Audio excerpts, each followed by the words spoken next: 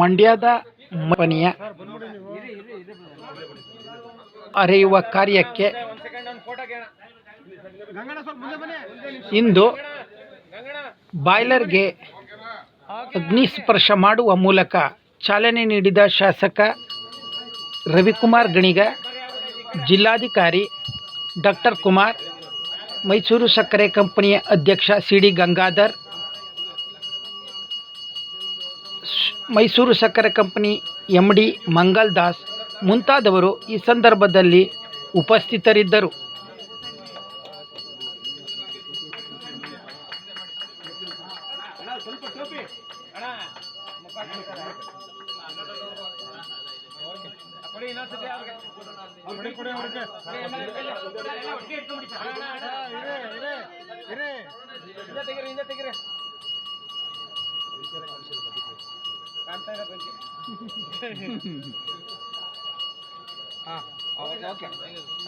ಮಂಡ್ಯ ರೈತರೆಲ್ಲ ಸಮೃದ್ಧಿಯಿಂದ ಇರಲಿ ಅಂತ ಹೇಳಿ ಕಾವೇರಿ ಮಾತೆ ಕೂಡ ತುಂಬ ಹರಿತಾ ಇದ್ದಾರೆ.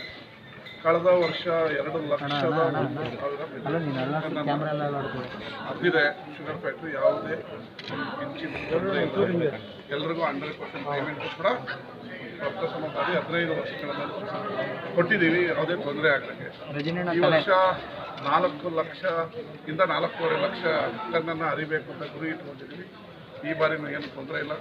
ಸರ್ಕಾರ ಕೂಡ 25 ಲಕ್ಷ ಹೆಚ್ಚುವರಿ ನಮ್ಮ ಅಧ್ಯಕ್ಷರು ಕೇಳಿದ್ದಾರೆ ಫ್ಯಾಕ್ಟ್ರಿ ನಡಿಬೇಕು ಅಂತ. ಸಿ ಎಂ ಕೂಡ ಬಿಡುಗಡೆ ಮಾಡ್ತೀವಿ ಅಂತ ಹೇಳಿದರೆ ಶೀಘ್ರದಲ್ಲೇ 20 ಲಕ್ಷ ರೂಪಾಯಿನ ರನ್ನಿಂಗ್ ಬಂಡವಾಳವನ್ನು ಮಾಡ್ತೀವಿ. ಅದಾದಮೇಲೆ ಶುಗರ್ ಮಾರಿ ಮತ್ತೆ ಕೇಳಬಾರ್ದು ಅಂತ ಹೇಳಿದ್ದೀವಿ.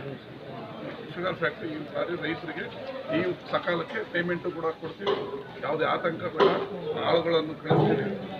ಖಾಸಗಿ ಶುಗರ್ ಫ್ಯಾಕ್ಟ್ರಿಯವರು ನಮ್ಮ ಪ್ರದೇಶಕ್ಕೆ ಬರೋದನ್ನು ತಡೆಗಟ್ಟಿ. ಲಾಭ ಇನ್ನೂ ಆಗಿಲ್ಲ. ಭಾಳ ವರ್ಷಗಳಿಂದ ನಷ್ಟ ಇರೋದು ಸಡನ್ ಅಂತ ನಾಳೆ ಬೆಳಗ್ಗೆ ಲಾಭ ಆಗೋಕ್ಕಾಗಲ್ಲ. ಕೆಲವೊಮ್ಮೆ ಸೆಂಟಿಮೆಂಟಲ್ಗೋಸ್ಕರ ರೈತರಿಗೋಸ್ಕರ ಎಲ್ಲವನ್ನೂ ಲಾಭವನ್ನು ನಿರೀಕ್ಷೆ ಮಾಡೋದಕ್ಕಾಗಲ್ಲ. ಈಗ KSRTC BTS ಲಾಭ ಇಲ್ಲ, ಹಾಗಂತ ಮುಚ್ಚೋಕ್ಕಾಗಲ್ಲ. ಕೆಲವೊಂದು ಸೇವಾ ಮನೋಭಾವದಿಂದ ನಡೆಸಬೇಕಾಗತ್ತೆ. ಆದರೆ ಇದಕ್ಕೆ ಲಾಭ ತರೋದಕ್ಕೆ ಏನೇನು ಮಾಡಬೇಕು ಅದನ್ನು ಪ್ಲ್ಯಾನ್ನ ಮಾಡ್ತಾಯಿದ್ದೀವಿ. ಕೋಜನ್ ತಯಾರು ಮಾಡೋದು, ಮಲಾಸಸ್ ತಯಾರು ಮಾಡೋದು, ಹಿಂದೆ ಏನೇನು ಮಾಡ್ತಿದ್ದೋ ಅದನ್ನೆಲ್ಲ ಈಗ ಮತ್ತೆ ಪ್ಲ್ಯಾನ್ನ ಮಾಡ್ತಾಯಿದ್ದೀವಿ. ಅದನ್ನು ನೋಡಿಕೊಂಡು ವಾಣಿಜ್ಯ ಚಟುವಟಿಕೆಗಳನ್ನು ಕೆಲವೊಂದು ಆರಂಭಿಸಬೇಕು ಅಂತ ಡಿಸೈಡ್ ಮಾಡ್ತಾಯಿದ್ದೀವಿ.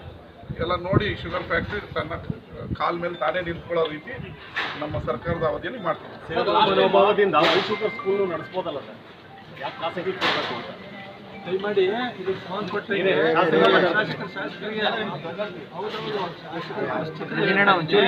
ನಿಮಗೆ ಗುರುವಾರ ಪ್ರೆಸ್ ಮೀಟ್ ಮಾಡಿ ಸುದೀರ್ಘವಾಗಿ ಅದ್ರ ಬಗ್ಗೆ ಮಾತಾಡ್ತೀನಿ. ಅದೇ ಶಾಸಕರು ಇರ್ತಾರೆ, ಅಲ್ಲೇ ದಶಕಗಳ ನಂತರ ಎಲ್ಲ ಟ್ರಾನ್ಸ್ಪರೆನ್ಸಿ ಅದು ಸ್ಕೂಲ್ದು ಮಾತಾಡ್ತೀನಿ ಎಲ್ಲ ಟ್ರಾನ್ಸ್ಪರೆನ್ಸಿಯಲ್ಲಿ ಇರಬೇಕು ಅನ್ನೋ ಕಾರಣಕ್ಕೆ ರೈತರಿಗೂ ಒಪ್ಪಿಗೆ ಪತ್ರವನ್ನು ನೀಡಿದ್ದೇವೆ.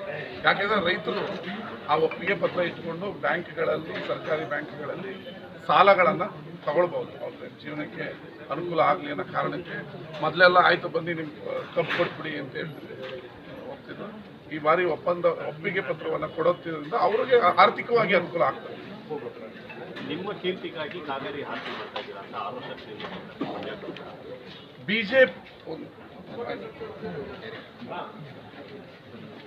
ಇವಾಗ ಕೀರ್ತಿಗೋಸ್ಕರ ಆರತಿ ಮಾಡ್ತಾ ಇದ್ದೀರಾ ಅಂತ. ಬಿಜೆಪಿಯವರು ಹಿಂದೂಗಳ ವಿರೋಧಿ. ಬಿಜೆಪಿಯವರು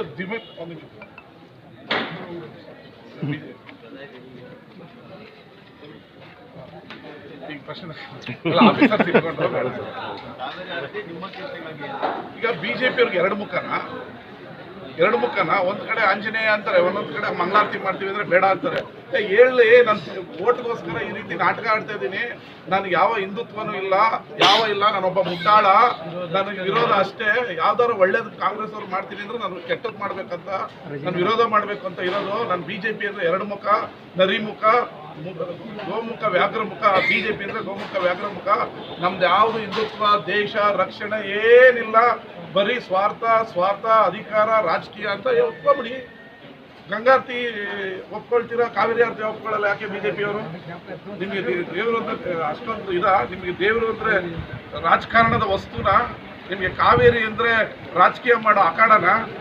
ಅದು ಹಿಂದೂ ಧರ್ಮದ ಹಿಂದುತ್ವದ ಪ್ರತೀಕ. ಮಂಗಳಾರತಿ ಮಾಡೋದು ನಮ್ಮ ಹಿಂದೂಗಳ ಧರ್ಮ.